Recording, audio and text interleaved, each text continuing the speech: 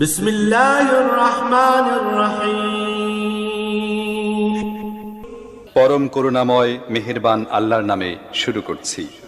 সুবহানাল্লাযী আসরা বিআবদিহি লাইলাম মিনাল মাসজিদিল হারাম ইলাল মাসজিদিল আকসা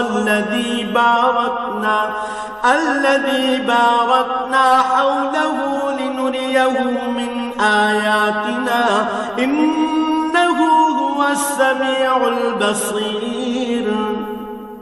পবিত্র ও মহিমান্বিত সেই আল্লাহ তাআলা, যিনি তাঁর এক বান্দাকে রাতের বেলায় মসজিদে হারাম থেকে মসজিদে আকসায় নিয়ে গেলেন, যার পারিপার্শ্বিকতাকে আমি আগেই বরকতপূর্ণ করে রেখেছিলাম, যেন আমি তাকে আমার অদৃশ্য জগতের কিছু নিদর্শন দেখাতে পারি।